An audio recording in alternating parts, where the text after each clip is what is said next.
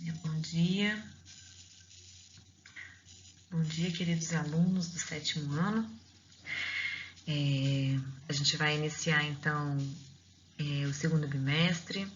Espero que todos vocês estejam muito bem. A gente vai, então, começar com a página 202. A gente vai entrar no Estudando Seres Vivos, Animais e Invertebrados 1. Tá? Então, eu vou sempre pedir para vocês que vocês estejam com a apostila em mãos no dia da minha aula.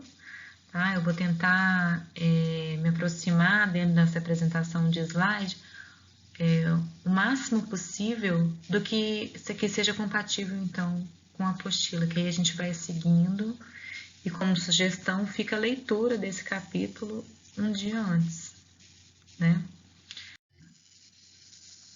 Os seres vivos, gente, quando a gente pensa em classificar os seres vivos, o que aconteceu?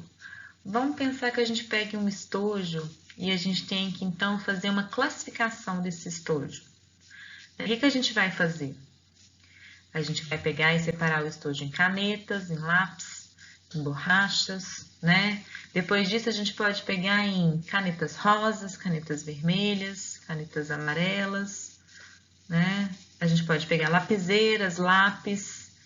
E se a gente quiser, a gente pode criar categorias para classificar todo esse nosso estojo. Vocês concordam comigo?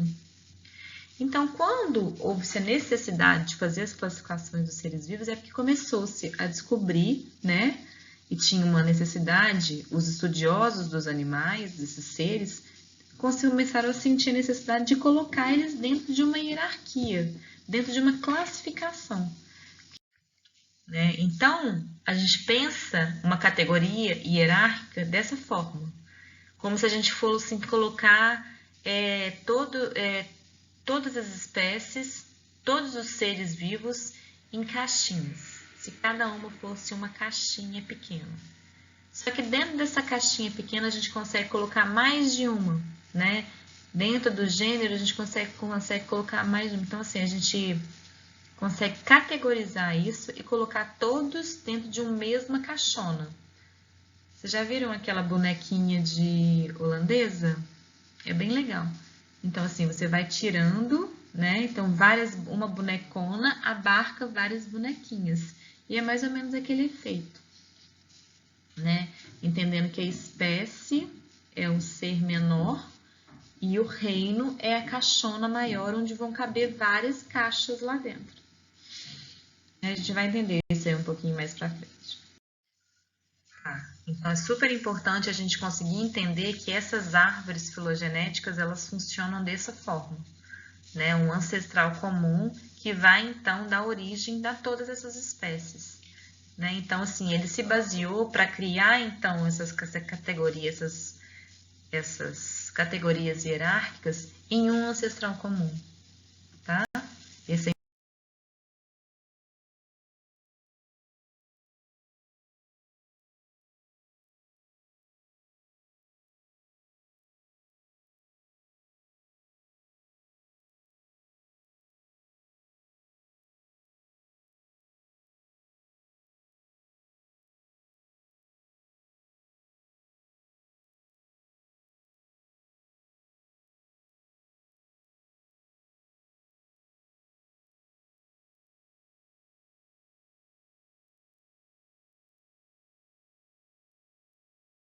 importante.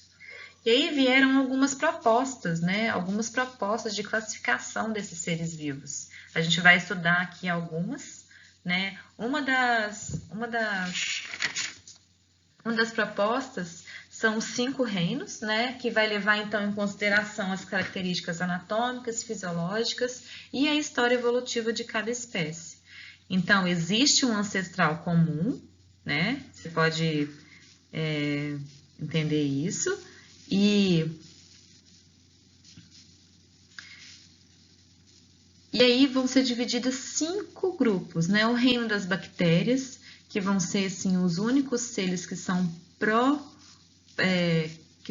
procariontes, né? Seres unicelulares procariontes. O reino dos protistas, proctistas, ou os protistas, que são os protozoários e as algas, né? O reino dos fungos, que vai contemplar então os cogumelos e as leveduras. A outra proposta diz que existe um domínio, né? Um domínio, né? Um lugar que há domínio, que um grupo vai dominar, que é o domínio das eubactérias, que é formado então por seres vivos unicelulares, chamado procariontas, que são as bactérias.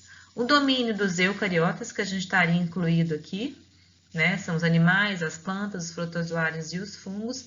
E o domínio das arqueobactérias, formados por seres unicelulares procariontes, né? A parede, então, celular vai ser diferente. E eles conseguem aguentar, né, e suportar condições extremas.